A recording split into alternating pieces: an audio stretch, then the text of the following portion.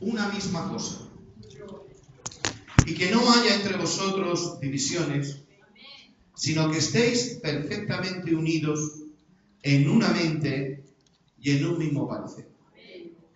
Porque he sido informado acerca de vosotros, hermanos míos, por los de Cloé, que hay entre vosotros contienda.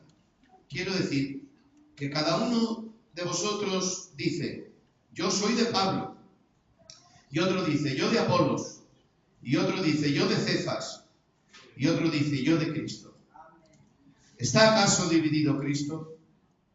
¿Fue crucificado Pablo por vosotros? ¿O fuisteis bautizados en el nombre de Pablo? Doy gracias a Dios que a ninguno de vosotros bauticé, sino a Crispo y a Gayo, para que ninguno diga que fuisteis bautizados en mi nombre. Bendita sea la palabra de Dios. El apóstol Pablo, hermanos, en otra epístola, dice, ruego que la hermana Evodia y Sintique, eran dos hermanas que había en una iglesia, dice, ruego que sean también en un mismo parecer en Cristo Jesús. Queridos hermanos, esto es algo cristiano, lo que dice el apóstol. En la iglesia de Corintios, hermanos, habían grupos sectarios tocante la doctrina, porque unos hermanos se inclinaban a un maestro como Pablo, que lo era. Otros se inclinaban a Apolos, que era un gran predicador del siglo I. Otros se inclinaban a Pedro.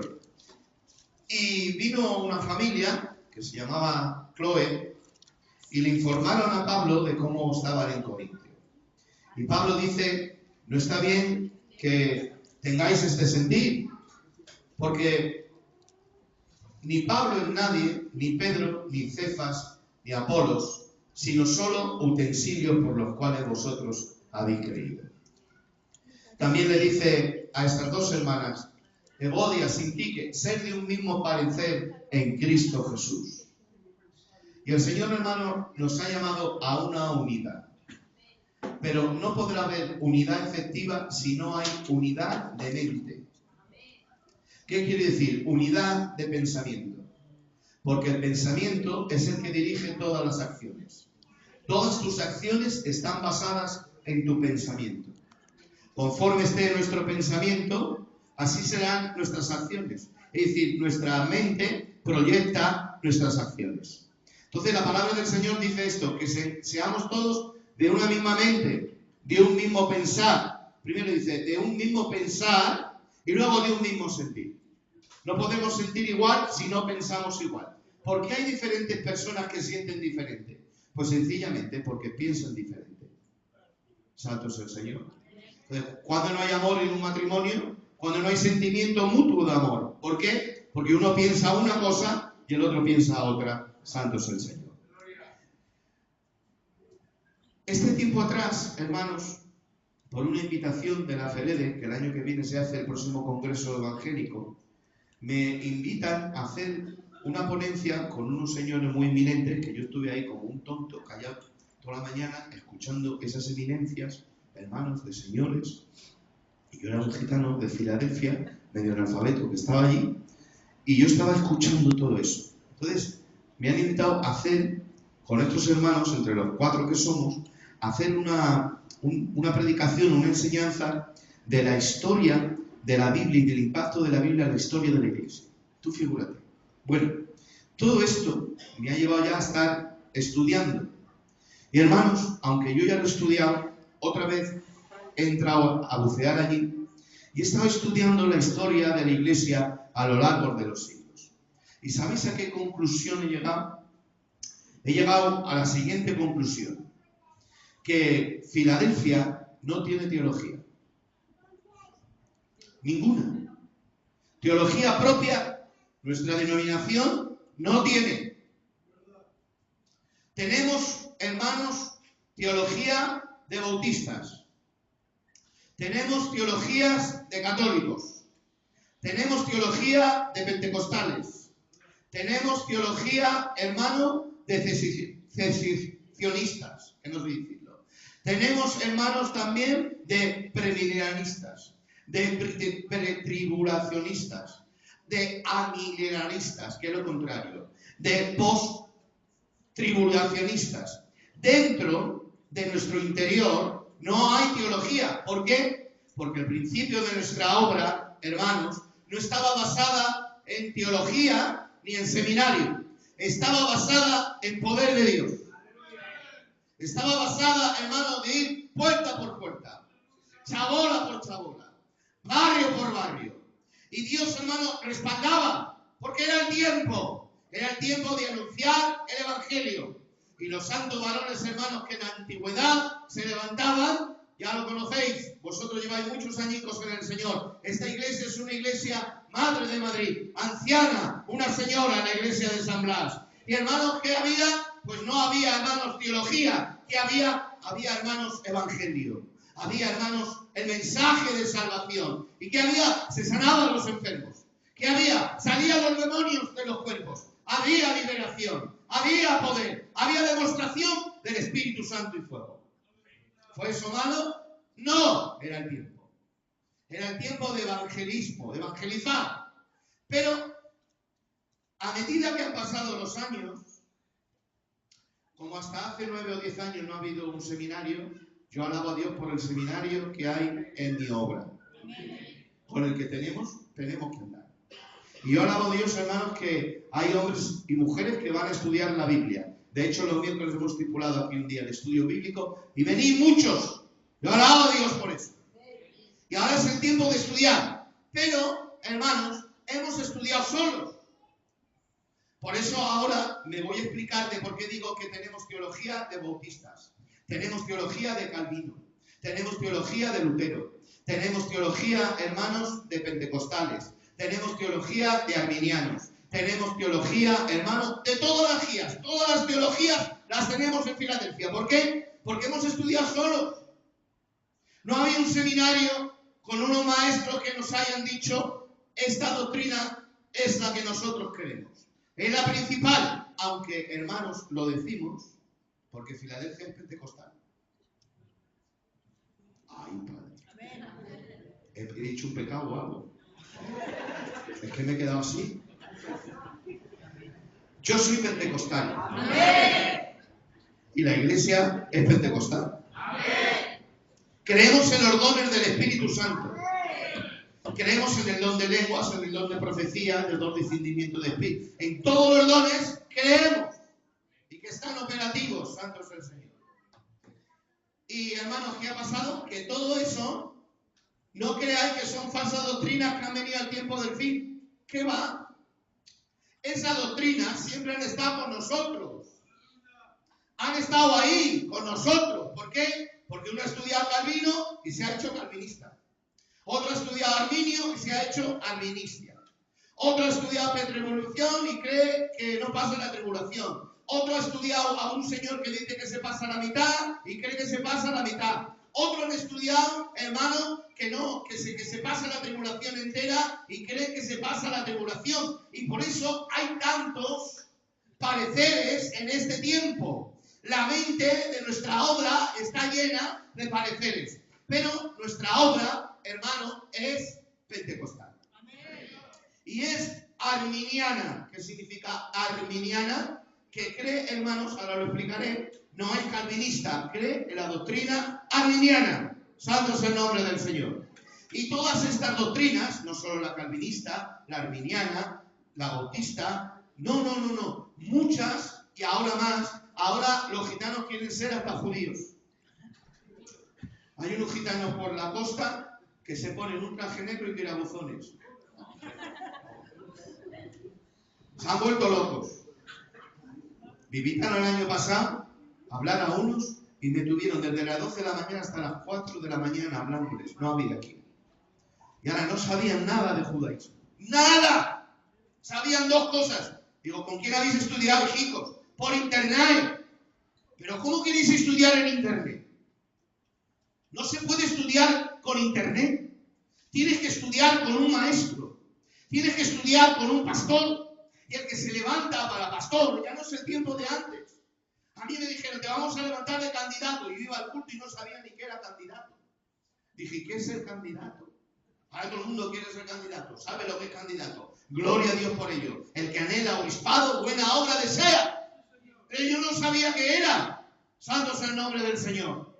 Y hermanos, ahora el que se levanta tiene que saber la Biblia. El que quiere ser pastor tiene que saber la Biblia. No solo el pastor, el ministerio que se prepara. Por eso hay que pasar 5 pedazos de años estudiando en el seminario. Los candidatos. Y el que no sabe la doctrina básica, no perdimos teología, porque no somos teólogos. La teología, hermano, hay que ir a la facultad a estudiarla. No, pero un básico conocimiento de la Biblia. Pero no solo los ministros, no solo los pastores, no solo los candidatos. El creyente, usted que se sienta en el banco, tiene que saber la Biblia. Y usted, hermana, que se sienta en el banco, tiene que saber la Biblia. ¿Y por qué tengo que saber la Biblia, pastor? Con que la sepas tú, ya me vale y tú me la cuentas. No, porque yo ahora te puedo coger la Biblia, darte 4 textos, emocionarte un poco, tener buena fraseología, te acuerdo el plante y tú decir amén. Y cuando dices amén a lo que yo estoy predicando, ¿sabes lo que estás diciendo? Estás diciendo, así sea. Estoy de acuerdo con lo que tú dices, pero yo digo en esta tarde, entenderme la palabra, no puedes decir amén a todo lo que se oye. No puedes decir amén a todo lo que veas en el internet. No puedes decir amén a todos los libros que compres. Yo me acuerdo antiguamente que nuestros pastores no nos dejaban leer los libros que queramos. Antes ellos nos los revisaban y si no eran libros convenientes nos los quitaban. Santos el nombre del Señor. Yo estoy a favor, ya lo sabéis, del estudio. Estudie la Biblia. Le estoy predicando que estudie la Biblia, que estudie la doctrina, pero que estudie la doctrina verdadera, que estudie la doctrina genuina, que estudie la doctrina de Dios, la doctrina que produce vida, la doctrina que produce gozo, la doctrina que produce santidad, la doctrina que viene, hermano, del fundamento de los apóstoles y no de la interpretación que otros dieron. La gloria sea para Dios. Bueno, hermanos, aunque hablaremos los miércoles, hoy quiero hablar de algo que ha crecido entre nosotros y está ahí. Explicar un poco qué es el calvinismo y qué es el arminianismo. Calvinismo, hermano, viene de un hombre que se llamó Calvino. Fue la Reforma. La Reforma hace 500 años, se va a cumplir el año que viene, que fue los 500 años de la Reforma, hermanos, que Lutero y Calvino fueron los reformadores que empezaron. Porque la Iglesia Católica estaba totalmente pervertida la doctrina y Lutero, hermano, sobre todo, y Calvino, hermano, descubrieron que el justo por la fe vivirá. No por las obras. Nadie puede ser salvo por obras. Somos salvos por la fe. Usted y yo estamos totalmente inválidos para poder hacer una obra que nos salve. Dice Romanos, hermanos, que las obras para salvación, las obras de la ley, habla Romanos, las obras de la ley. Hay quien confunde las obras ya en Cristo con las obras de la ley. No. Romanos habla de las obras de la ley. Las obras de la ley no te hacen justo para ser salvo. Pero no solo de la ley. Cualquier obra, tú dar limosna a los pobres para ser salvo, no te vale. Yo dar limosna, dar mi cuerpo a quemar para ser salvo, aun si diera mi cuerpo a quemar para que Dios me justifique por la obra mía, no vale. La que vale es la obra vicaria, la obra redentora, la obra santa de un cordero preparado antes de la fundación del mundo. Y esa sangre, hermano, dice la Biblia, aunque amontones jabón sobre tu pecado, aunque amontones obras sobre tu pecado, la mancha de tu pecado permanece para siempre. La gloria sea para Dios. No podemos hacer absolutamente nada para ser salvos, para justificarnos, porque no hay sangre, perdonadme, no hay obra, no hay dignidad humana, formalidad humana en un hombre que eso sirva para ser salvo. Solamente nos hace salvo aquella sangre que el Padre estuvo satisfecho en su justicia. Dios es amor, ¿cuánto lo creen? Y Dios es justicia, ¿cuánto lo creen? No puedes separar la justicia del amor, porque es innato de Dios, va unido, va fusionado. Su amor y su justicia van juntas. Y su justicia, que es castigar el pecado. ¿Y qué es el pecado? Transgredir su ley. ¿Y quién ha hecho la ley? Él mismo. Dios hizo su ley. ¿Y qué es el pecado? Romper su ley, romper su mandamiento. ¿Y qué hace aquel que rompe su ley? La justicia viene a por él, viene a castigarle. Pero al mismo tiempo, como estoy diciendo en su naturaleza, que Dios es justo y Dios es amor, también sale su amor. ¿Para qué? Para perdonar al pecador. ¿Y en qué es el amor? De tal manera amó Dios al mundo que dio su Hijo unigénito para que todo aquel que en él cree no se pierda, mas tenga la vida eterna. Amén. Ahora, hermanos, dice la Biblia, somos predestinados en Cristo. ¿Cuántos lo creen? Amén. Algunos les dan miedo, algunos les han dicho. No te dé miedo, no te tiene que dar miedo oír la palabra predestinación. Predestinado está escrito. ¿Somos predestinados en qué? Díganlo, ¿en quién? ¿En quién? En Cristo. Somos predestinados en Cristo a ser salvos. Pero todo es en Cristo. En Cristo tenemos justificación. En Cristo tenemos regeneración. En Cristo tenemos salvación. Santo es el nombre del Señor. Ahora, hermanos, quiero diferenciar algunos términos, ¿vale? ¿Ustedes me siguen? ¿Me están siguiendo? Bueno.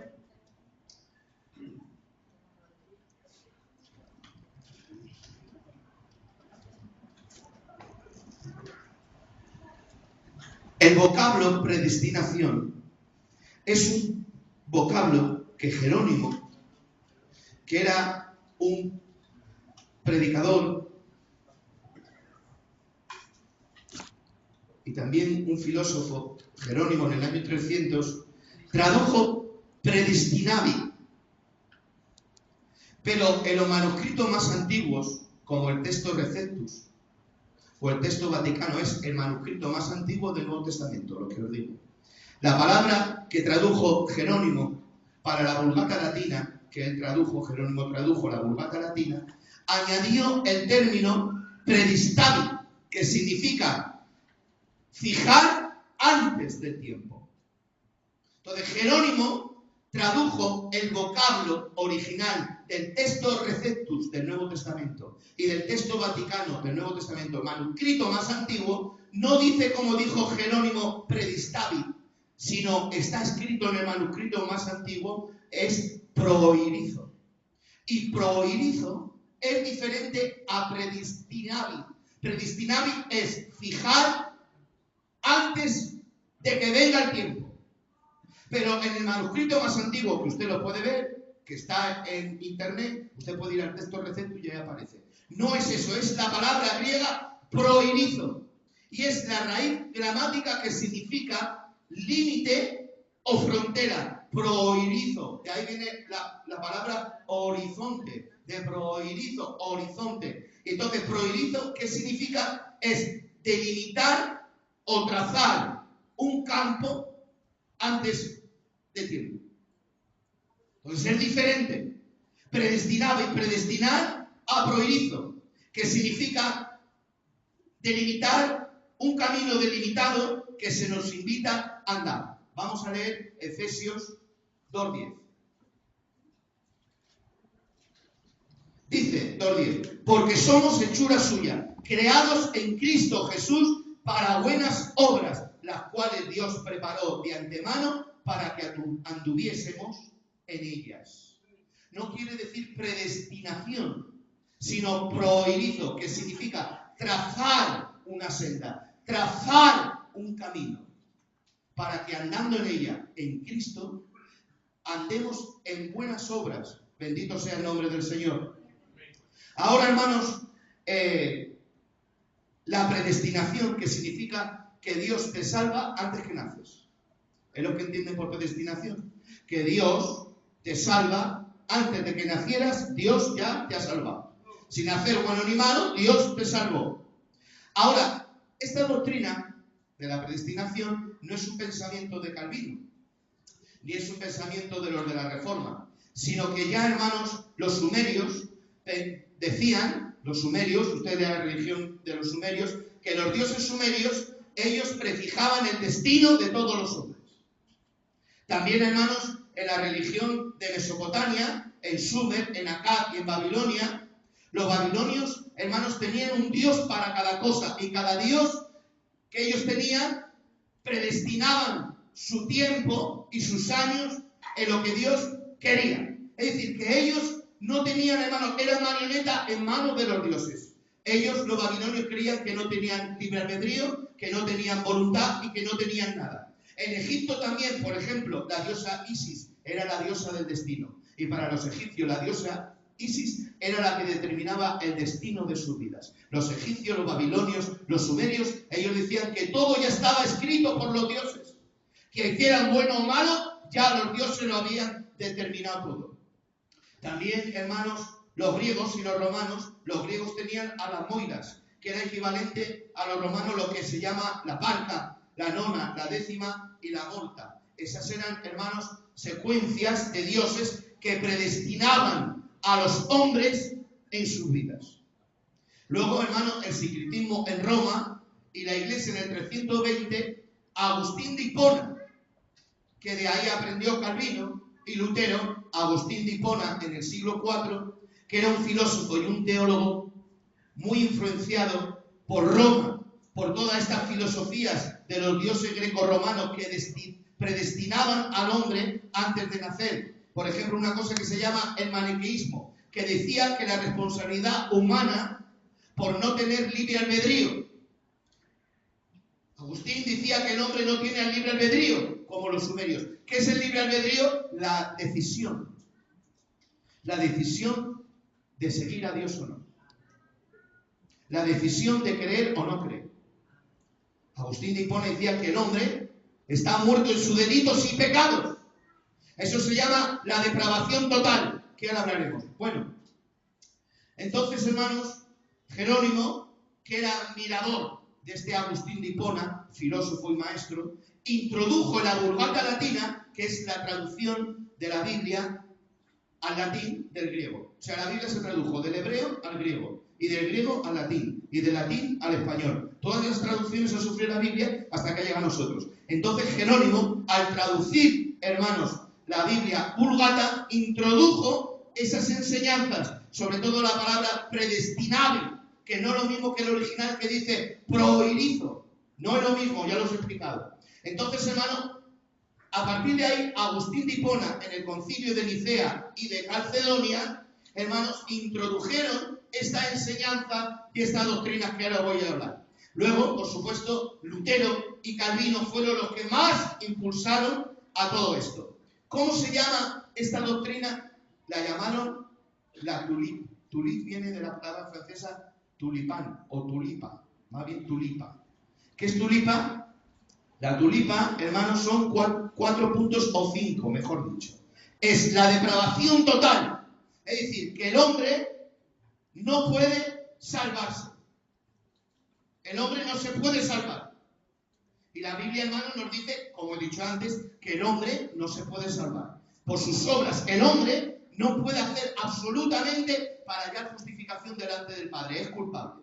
Dice Pablo en Romanos que el judío es culpable y el gentil también es culpable. El judío porque no han dado, hermanos, en la fe, sino que han andado en la liturgia de la letra, y el gentil porque Dios ha manifestado por medio de las cosas hechas y no han tenido en cuenta a Dios. Entonces el gentil y el judío son culpables ante Dios.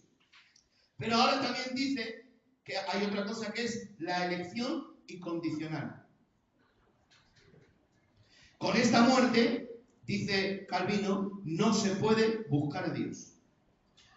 Pues es un Dios que eligió personas antes de la creación para salvarse. La elección incondicional es que Dios ya ha elegido a los que son salvos.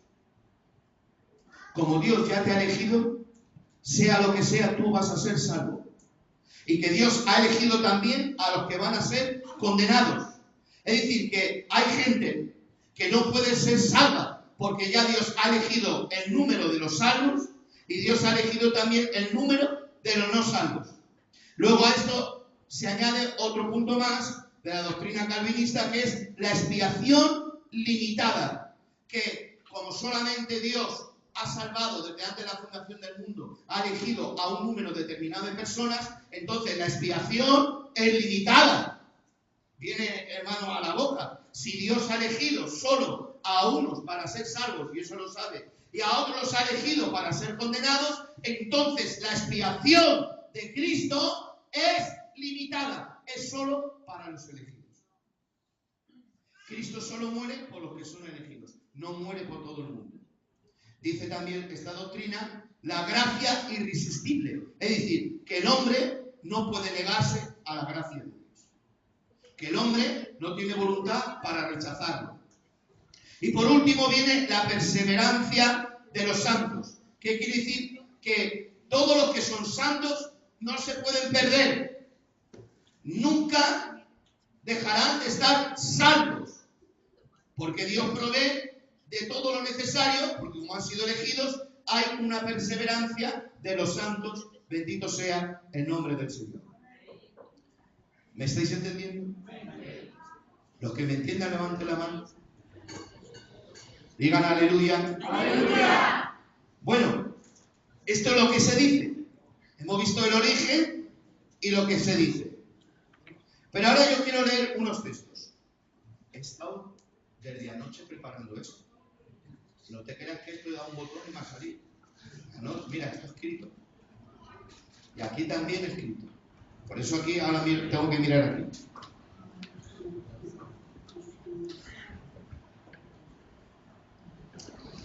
Dicen los calvinistas, para apoyarse, textos: engañoso es el corazón más que todas las cosas y perverso. ¿Quién le conocerá? Él os dio vida a vosotros cuando estéis muertos en delitos y pecados. Dicen ellos que si estás muerto, tú no puedes hacer absolutamente nada para arrepentirte, porque estás muerto en delitos y pecados. Santo es el nombre del Señor. Pero hay que aclarar algo: estás muerto espiritualmente, pero no estás muerto en tu intelecto. Adán murió espiritualmente cuando pecó. Y luego también la muerte espiritual y muerte física. Pero Adán siguió teniendo intelecto. Intelecto para decidir lo bueno y lo malo. Para diferenciar lo que le convenía y lo que no le convenía. Bendito sea el nombre del Señor. Ahora, más textos que se apoyan. Dicen, por ejemplo: por lo tanto, como el pecado entró al mundo por un hombre, y por el pecado la muerte, así la muerte pasó a todos los hombres, porque cuando todos pecaron. Porque como el Padre levantó a los muertos y les da vida, así también el Hijo a los que quieren da vida.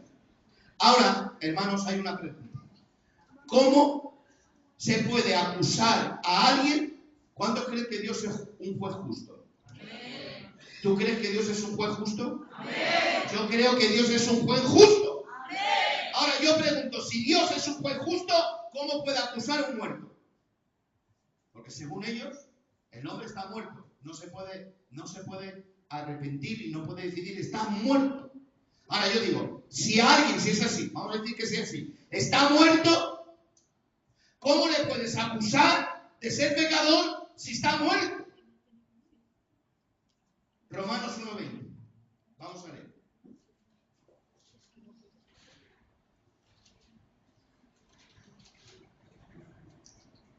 Porque las cosas invisibles de Él, su eterno poder y deidad, se hacen claramente visibles desde la creación del mundo, siendo entendidas por medio de las cosas hechas, de modo que no tienen excusa.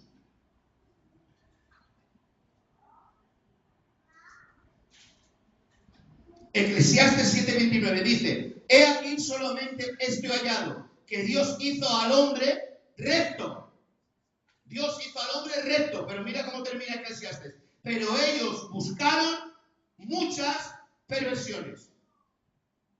Juan 3:16, porque de tal manera amó Dios al mundo, que dio a su Hijo unigénito. No dice, de tal manera amó Dios a los elegidos. De tal manera amó Dios a los escogidos. No, la Biblia dice, de tal manera amó Dios al mundo, que dio a su Hijo unigénito, para que todo aquel, no elegidos desde antes, todo aquel que en él crea, no se pierda, mas tenga la vida eterna. Pero vamos a seguir leyendo Juan 3:18. Dice, el que en él cree no es condenado. El que no cree, el que en él cree, no es condenado. Pero el que no cree ya ha sido condenado, porque no ha creído en el nombre del unigénito Hijo del Padre. Esta es la condenación, que la luz vino al mundo y los hombres amaron más las tinieblas, ¿ves? Que los hombres, ¿quién? Los hombres. Había luz y tinieblas. Dice el texto, ¿sí o no? Lo leo otra vez. Que la luz vino al mundo. Luz, tenemos luz. Y los hombres amaron más las tinieblas. O sea, había luz y tinieblas. Pero los hombres que hicieron, amaron más las tinieblas. Entonces el hombre no está muerto, tiene voluntad, porque ama más una cosa que la otra.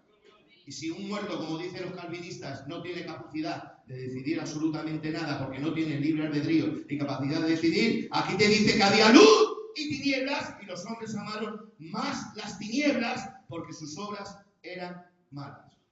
Porque todo aquel que hace lo malo aborrece la luz y no viene a la luz. Entonces el hombre tiene libre albedrío, tiene capacidad de decisión, porque Dios le muestra la luz, pero ellos que deciden amar las tinieblas. Santo es el nombre del Señor.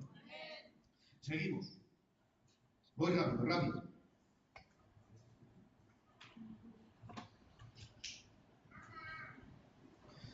Ezequiel 18:21, dice Dios. Esto lo dice Dios.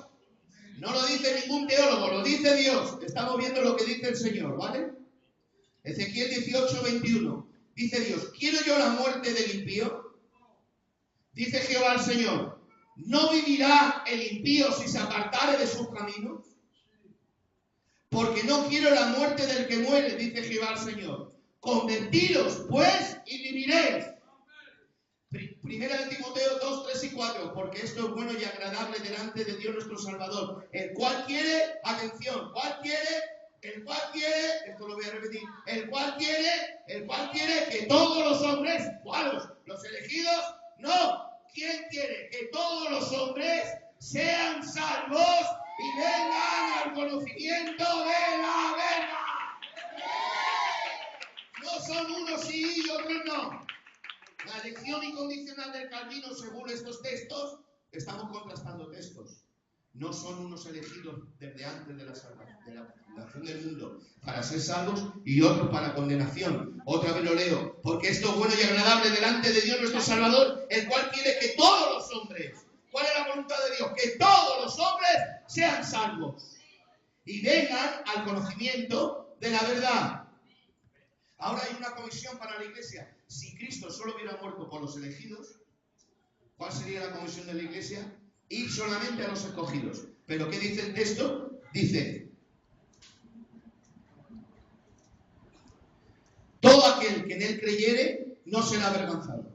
Porque no hay diferencia, no hay elegidos.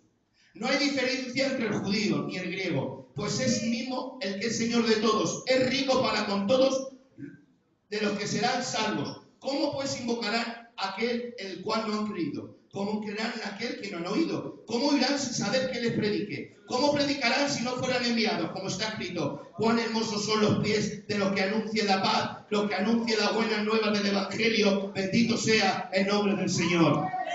Atención, la capacidad de decidir, que el hombre tiene libre albedrío, estamos viendo. El hombre y la mujer tienen libre albedrío. Génesis 4:6. He hablado versículo del Nuevo Testamento, también del Antiguo, pero como algunos dicen que el Antiguo ya no existe. Génesis 4:6. ¿Por qué te has ensañado? ¿Por qué ha decaído tu semblante? Dice Dios a Caín. Si hicieres bien, no serás enaltecido. Y si no hicieres el bien, el pecado está la muerte. Con todo esto, a ti será su deseo, y tú te enseñarás de él. A ti será su deseo, significa literalmente, tú eres el dueño de tu voluntad sobre tus propios deseos. Ahí le está diciendo a Caín, Dios, si hicieres el bien, no está bien en la puerta, y si hicieres el mal, no está el castigo. Es decir, Caín, ¿por qué te enfadas? En ti está que si haces el bien, te viene bien, pero si te viene el mal, te viene el mal. Bendito sea el nombre del Señor. Más textos, primera de Pedro 1:2. Elegidos según la presciencia de Dios Padre en santificación del Espíritu, para obedecer y ser rociados por la sangre de Jesucristo, gracia y paz sea multiplicada, habiendo purificado vuestras almas por la obediencia a la verdad. Tito 2:11. Porque la gracia de Dios se ha manifestado para salvación a todos los hombres. No solo a un grupo, a todos los hombres, enseñándonos que renunciando a la impiedad y a los deseos mundanos, vivamos en este siglo sabia, justa y piadosamente. Mateo 16:24. Entonces Jesús dijo a sus discípulos: si alguno quiere venir en pos de mí, niéguese a sí mismo, tome su cruz y sígame. ¿Alguien me puede decir que si no tiene libre albedrío puede negarse? ¿Tú te puedes negar a ti mismo? ¿O si tú no tienes capacidad de decidir, tú puedes decidir seguir a Jesús? Alguien que no tenga libre albedrío, como dicen los calvinistas, ¿pueden seguir a Jesús si no tiene capacidad de decidir? ¿Te puedes seguir? No, pero Jesús que dice, el que quiera seguirme, el que quiera. No, dice los elegidos, el que quiera seguirme, el que quiera. El que quiera. ¿Qué dice el Señor también? Venid a mí. ¿Solo unos pocos? ¿Solo los elegidos? No, venid a mí todos los cansados y trabajados, que yo os haré descansar.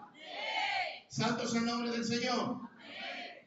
Isaías 1:16. Lavaos y limpiaos, quitad la iniquidad de vuestras obras de delante de mis ojos, dejad de hacer lo malo, aprended a hacer el bien, buscad el juicio. ¿Alguien que no tenga decisión y libre albedrío puede tener juicio? ¿Y Dios dice que busque el juicio? No, absolutamente, rotundamente no. Entonces dice Isaías 1:16, lavaos, limpiaos, quitad la iniquidad de vuestras obras delante de mis ojos, dejad de hacer lo malo, aprended a hacer el bien, buscar juicio, restituir al agraviado, hacer justicia al bueno, amparar a la viuda. Venid luego, dice Jehová, y estemos a cuenta. Si tus pecados fueran como la grana, como la nieve serán emblanquecidos. Si fueran rojos como el carmesí, vendrán a ser como blanca lana. Y si quisierais y oyereis, comeréis el bien de mi tierra. Santo es el Señor. Bueno, ¿me dejéis seguir un poquitín más? Entonces hemos visto que la elección no es incondicional. Yo estoy de acuerdo con Calvino en la depravación total. ¿Qué quiere decir? En cierto término, que nosotros no podemos hacer ninguna obra para ser salvos.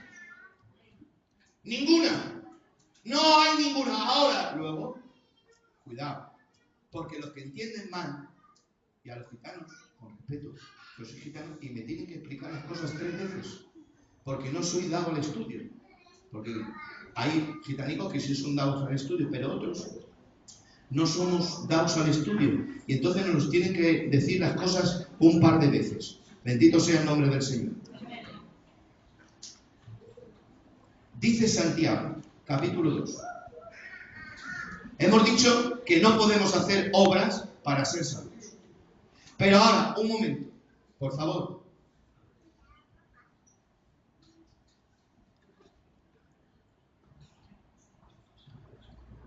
Hermanos míos, ¿de qué aprovecha si alguno dice que tiene fe pero no tiene obras?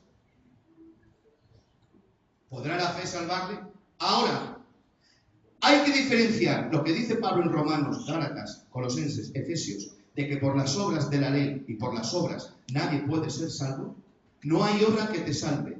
No hay obra que haga menor la obra de Cristo. La obra vicaria de Cristo no hay obra. Aunque des tu cuerpo para ser quemado a los pobres, aunque hicieras todo, no puedes superar la obra de Cristo. Pero luego, una vez que la obra Cristo ya la ha hecho, la obra redentora, la obra vicaria, Él ya la ha hecho, ahora nosotros en la fe en Jesucristo, nuestra fe en Jesucristo, atención, tiene que producir obras.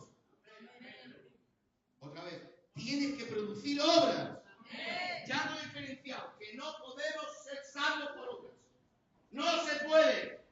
Nadie. Pero ahora, una vez que ya soy salvo, en esa fe que yo tengo en Cristo, esa fe me hace tener obras. Produce. El que tiene fe en Cristo, produce obras. Hermanos míos, ¿de qué aprovechará si alguno dice que tiene fe, pero no tiene obras? ¿Podrá fe salvarle? Si un hermano o una hermana están desnudos, tienen necesidad de mantenimiento, y alguno de vosotros le dice, vete en paz, caliéntate, sáciate, pero no le dais las cosas necesarias para el cuerpo, ¿de qué aprovecha? Así también, la fe, si no tiene obras, es muerta. Otra vez. La fe, si no tiene obras, está muerta. ¿Cómo sabemos que hay quien tiene fe? Me voy a poner yo por no mentaros a nadie. Yo de pastor me encontré a esta gente. Vamos a hacer guerra espiritual. Soy el general Miguel. O la generala soy. También hay intercesoras de guerra espiritual. Vamos a hacer la guerra espiritual. Alma de Dios. Principado de las tinieblas, cuarto, que estás en el tercer cielo según se sube a mano derecha. Yo te invoco ahora. Ay, Dios mío, invocan al maligno. Jehová reprenda a los demonios. Jehová reprenda a los demonios. Bueno, ¿qué fe tiene el hermano Miguel? El general intercesor. ¿Qué fe? ¿Cómo reprende a los espíritus del cuarto cielo a la derecha? Y la hermana, ¡qué poderío! ¡Qué griterío! ¿Cómo reprende? ¿Qué hace todo? ¿Cómo reprende? Alma. ¿Qué fe? ¿Con eso sabemos la fe? ¿Con eso sabemos la fe? Hemos dicho la Biblia. ¿Qué nos dice la Biblia? ¿Cómo podemos saber si el hermano Miguel tiene fe o no tiene fe? ¿Cómo podemos saber si un hermano tiene fe o no tiene fe? ¿Cómo lo podemos saber? ¿Qué es lo que delata la fe? Dice Santiago, la obra. Las obras, lo que tú haces con un hermano, lo que haces con una hermana, lo que haces con tu familia. Cuando teniendo razón pierdes la razón. Te muerdes, te callas, te da por aquí sarpullido, urticaria. No dices nada. ¿Por qué? Porque tienes fe y tienes obra. ¿Cuál es la obra? La obra, hermano, no tener ira. La obra, hermano, es perdonar el agravio, olvidar el agravio. Que hay alguien necesitado y estás con él apoyándole. Que hay alguien que necesita una palabra y estás ahí ayudándole. Eso de que sale de la fe. Santo sea el Señor. En la fe, las obras, perdón, las que delata la fe. Dice, pero alguno dirá, tú tienes fe y yo tengo obras. Y dice, muéstrame tu fe sin tus obras, que yo te mostraré mi fe por mis obras. Es decir, que no hago obras para ser cristiano. Hay quien se cree que para ser cristiano hace obras. No. Sino que porque ya soy cristiano, yo tengo que tener obras. Es muy diferente. Ay, dice, voy a hacer obras para que me den el carnet de cristiano. Que no. Que eso sale genuino. Porque también hay obras humanas. Cáritas. Vas a Cáritas y te dan una bolsa de macarrones, de garbanzos, de aceite, de yogures para los niños, biberones. Te vas a las monjas de Teresa de Calcuta y también hacen obras. Son obras humanas. Y hay señores, no sé cómo se llama la palabra, filántropo. Licántropo. Licántropo es un nombre loco. Filántropo es el que tiene mucho dinero pero hace buenas cosas. Y toda su vida se dedican a eso. Hay un señor que se llama Soros. Es judío, hermanos. Y se dedica a que le presentas una buena obra y te financia todo. Y no le tienes que pagar nada. Que tiene obras. Pero yo hablo, y la Biblia habla, de las obras genuinas de Dios. Que las produce el ¿qué? La fe en Jesucristo. La fe en el Señor. Y ya dice, ¿mas quieres saber, hombre vano, que la fe sin obras es muerta? Esto lo entienden mal los calvinistas, que como dicen que Calvino, que no hay que hacer obras para ser salvo, que en eso yo estoy de acuerdo, que no se puede hacer obras para ser salvo, ¿qué hacen? Viven a la boca. No vayamos al culto. Ya lo dice. No, al culto no hay que ir. Y no van a... No hace falta orar. No hace falta congregarse. No hace falta nada. Porque no es por obras. Claro que no, para salvarnos no, pero cuando ya estás salvo, tu fe tiene que producir obras. Dice, no dejando de congregar como algunos tienen por costumbre, y más todavía cuando veáis que el tiempo se acerca, estimulaos los unos a los otros en obra de amor. ¿Cómo vamos a hacernos obra de amor si no estamos congregados? No puede ser, porque entonces tenemos que congregarnos. Santo es el Señor. Y yo ya tengo claro que no puedo hacer obra, aunque pastoreé 55 años, hermano, con una garrota. Eso no me salva, ser pastor. La obra de ser pastor no me salva. Pero soy pastor porque tengo fe en Jesucristo, y esa fe en Jesucristo hace que en mí se produzca el deseo de obrar en el ministerio. A ti de estar en la iglesia, colaborando en tu iglesia, uno cantando, otros ofrendando, otros aconsejando y estando en Cristo. Bendito sea el nombre del Señor. Bueno,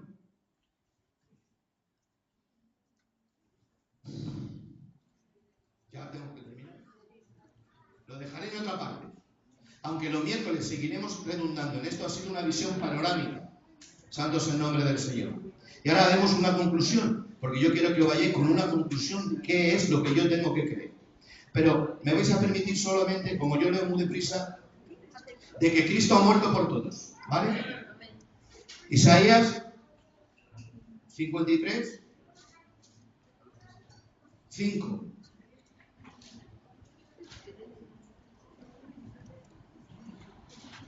¿Podéis decir aleluya?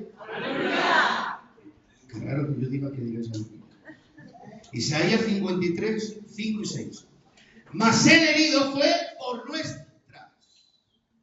¿Quién dice? ¿Por los elegidos? No. Por nuestras rebeliones. Molido fue por nuestros pecados. El castigo de nuestra, otra vez paz, fue sobre él. Y por sus llagas fuimos nosotros curados. Todos nosotros nos descarriemos como ovejas. Lo dice Isaías 53, es que el Cordero murió por todos nuestros pecados, por todas nuestras rebeliones. Todos, la humanidad, todos los hombres se fueron, hermanos. Pero Cristo vino a dar su sangre por todos. Mateo 11:28, debía estar terminando, no se inquieten, ya termino.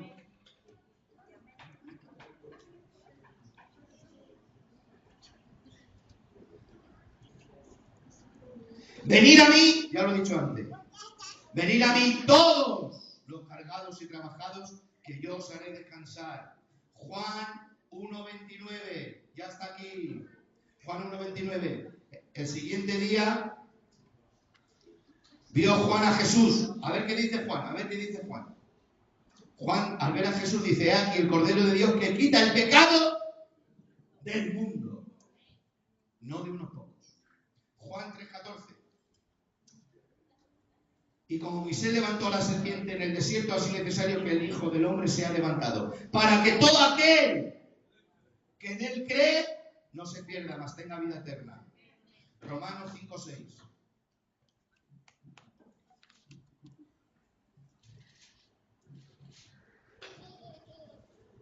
Porque Cristo, cuando aún éramos débiles, a su tiempo murió por los impíos.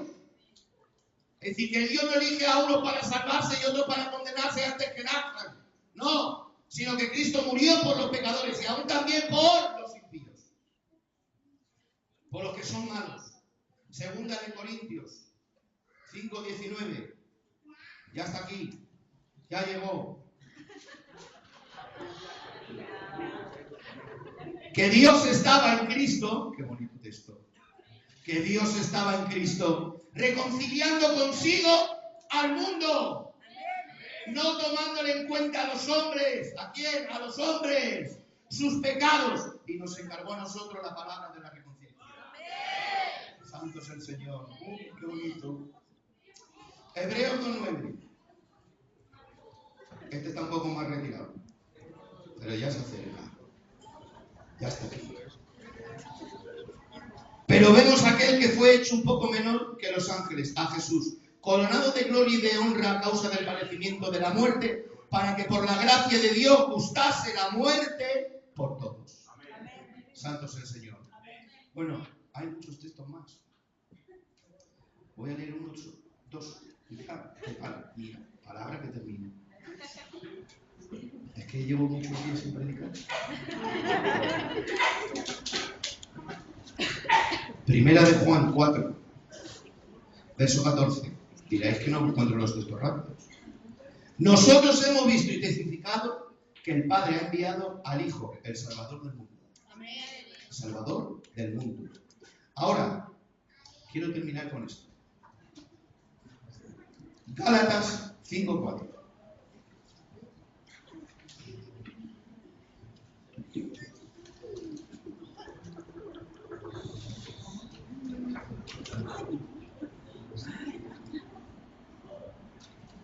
Gálatas 5:4. Hay quien dice que la salvación no se pierde y que de la gracia no se puede caer. Pero a ver qué dice Gálatas 5:4. De Cristo os desligasteis, lo que por la ley os queréis justificar. De la gracia habéis caído. De la gracia se puede caer. O sea que la gracia no es irresistible. Hemos visto que la puedes coger o no la puedes coger. La luz, las tinieblas, vino la luz. ¿Qué es la luz? Gracia de Dios. ¿Qué es la luz? La luz es de Dios. ¿Y la luz qué es? Cristo. ¿Y qué es Cristo? Cristo es la gracia de Dios. Pero los hombres amaron más las tinieblas que la luz. Hemos visto que hay decisión. Santos el Señor. Hemos visto que hay elección, que no hay, que Dios ha muerto por todos. Hemos dado un montón de textos. Y que de la gracia, los que quieren ser salvos por las obras de la ley, que eran los Gálatas, dice Pablo, si queréis justificados por las obras no, de la gracia habéis caído. Vamos a ver que la gracia se puede dejar de alcanzar. Cuidado, atención a este texto, prestad atención. Puedo tener la gracia, pero Pablo nos dice que se puede también dejar de alcanzar. La puedes tener, pero puedes dejar de alcanzar. ¿Qué significa? Soltarla. Eso de que se queda siempre contigo, cuidado. Hebreos 12:15. Y luego voy a leer un testimonio del propio Calvino. Éxodo 12:15. Mirad bien, no sea que alguno deje de alcanzar la gracia de Dios. La gracia se puede dejar de alcanzar.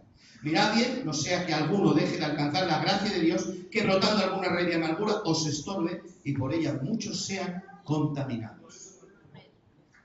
La gracia se puede caer y se puede dejar de alcanzar. Santo es el nombre del Señor. Ahora, hermanos, quiero leer un comentario del Calvino y os voy a dar las referencias para que no creáis solo lo que dice el pastor. Lo que digo, quiero que sois estudiosos y alaba a Dios porque este es el tiempo del estudio, que aunque lo que diga el pastor y tú el predicador aquí, que luego tú en tu casa lo mites, lo inspecciones.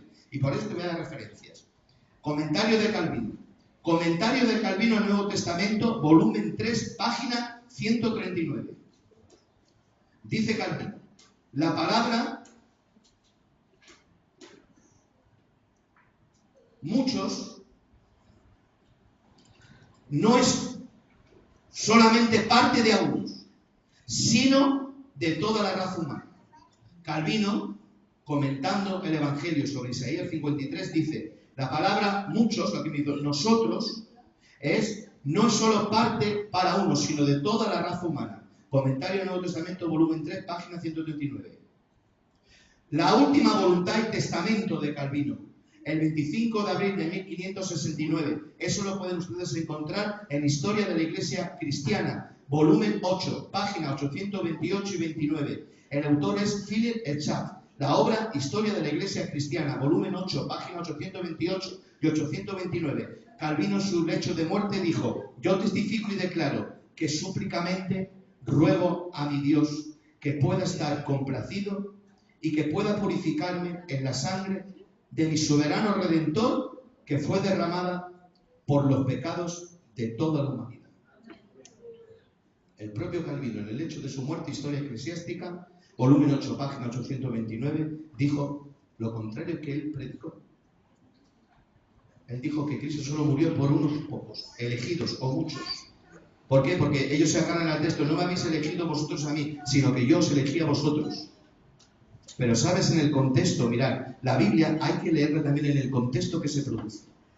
Porque hay cosas que hay que leerlas en el contexto de la tradición y de las costumbres de Israel. Cuando un maestro decía esto, el estudio bíblico no es como ahora. Usted quiere apuntarse a un seminario, usted se apunta, paga la cuota y va. El maestro le recibe. Pero en el judaísmo no. Ningún maestro podía recibir un discípulo porque él quisiera ser su discípulo, no. Sino que los maestros judíos elegían al maestro. Por eso Jesús dice, vosotros no me habéis elegido a mí, sino que yo os elegí a vosotros. Jesús hablaba en el contexto de maestro, como todos los maestros de Israel, y Jesús era un maestro de Israel. Él decía, vosotros no me habéis elegido a mí, sino que yo os he elegido a vosotros para estar conmigo. Y dice, y después de orar en el huerto de los olivos, llamó otra vez a los que él quiso. Porque los maestros no permitían que la gente le siguiera, ¿no? Él elegía a los hombres. Bendito sea el nombre del Señor. Y como hemos visto en el hecho de su muerte, Calvino dijo, yo testifico y declaro que súblicamente ruego a él que pueda estar complacido, que pueda purificarme en la sangre de mi soberano Redentor, que ha derramado su sangre por los pecados de la raza humana. Amén. Conclusión que quiero que te lleves. Que Cristo ha muerto por todos los pecadores. Amén. Que Cristo ha muerto por el mundo. De tal manera amó Dios al mundo. Y que Él no ha elegido a unos para salvación. No, la luz vino. La gracia de Dios vino. Pero vemos que el hombre tiene libre albedrío. Tiene capacidad de elegir. También en Deuteronomio dice, te he puesto Israel camino de la vida y de la muerte. Bendito será tu entrar, bendito tu salir, bendita tu canasta de amasar, bendito tus hijos. Vendrán por un camino contra ti, por 7 los haré oír. Tú prestarás y nadie te dará a ti prestado. Yo te pondré por cabeza y no por cola. Si obedeces el camino. Si no obedeces, maldito en entrar, maldito en salir, maldito tu canasta de amasar. Una rama que se parte te hará huir, huirás sin que haya nada te persiga, etcétera, etcétera, etcétera. Conclusión, Cristo ha muerto por nosotros. Y que Dios, hermano, haya predestinado. Quiere decir que Dios trazó ya un camino de salvación. No es predestabi, no, es como que... Quiero decirlo bien porque puede sonar mal. Y terminando este mensaje importante, prohibizo. Prohibizo es que trazó un camino, trazó una vía, un medio por el cual ser salvos. ¿En qué somos salvos? En Cristo. ¿Está garantizada la salvación? Yo digo amén. Pero, cuidado, en Cristo. Si tú estás en Cristo, ¿qué quiere decir, pastor, estar en Cristo? Estar en Cristo es andar en la voluntad de Dios. Cumplir con los mandamientos del Señor, andar la vida que produce el Espíritu Santo. Entonces Cristo no ha muerto por unos sí, por otros no. Cristo hemos visto que ha muerto por todos. No podemos hacer ninguna obra, en eso estamos de acuerdo con Calvino, ninguna obra para ser salvo. Pero luego ya que soy salvo, esa fe en Jesucristo produce en mí obras que, dice, Dios produce el querer como el hacer de su buena voluntad. ¿El qué? Las obras. ¿Cuándo? Cuando estamos en Cristo. ¿Tengo garantizada la salvación? Amén. Si tú estás en Cristo. Pero si me bajo de Cristo, hemos visto que podemos caer de la gracia y podemos, hermanos, soltar la gracia. Dejar de alcanzarla. Santo es el nombre del Señor. Entonces Cristo ha hecho la obra de justificación con nosotros. Ya nos ha justificado. Y ahora somos salvos. ¿Cuántos se sienten salvos? Aquí con alegría tienes que levantar la mano. Y si pueden las dos bien, para que te vayas gozando. Mira, ahora estoy gozando. Ya me han manifestado. Yo soy salvo. ¡Amén! Me siento salvo. ¡Amén! Porque no es por mi obra. No puedo dar mi cuerpo a quemar, hermano. No pudiera atender todo el dinero si lo tuviera. No valía para nada. Porque la justicia del Padre demandaba una sangre inocente, una sangre sin mancha, y no había sangre, hermano, más pura, más limpia que la del Cordero de Dios, el pecado del mundo. Y por esa obra digo que soy salvo, que somos salvos, pero no solamente lo digo, sino que me siento salvo. ¿Está mal decir salvo, siempre salvo? No, pero siempre que lo hagas en Cristo. En Cristo soy salvo y siempre salvo. ¿Por qué? Porque para seguir en el camino, Dios, hermano, ha hecho otra obra, que esa ya hablaremos otro día, la segunda parte de este mensaje. La regeneración. La regeneración es que Dios se te ha metido dentro y el Espíritu Santo está dentro de ti. ¿Y qué hace el Espíritu Santo? Toma de lo que es de Cristo y te lo hace saber. Y produce en ti una vida espiritual. Por eso dice Pablo, andad en el Espíritu y no satisfagáis los deseos de la carne. Santo es el nombre del Señor. Pues nada más, esta es la palabra y el culto de esta tarde en el nombre del Señor. Amén. Unos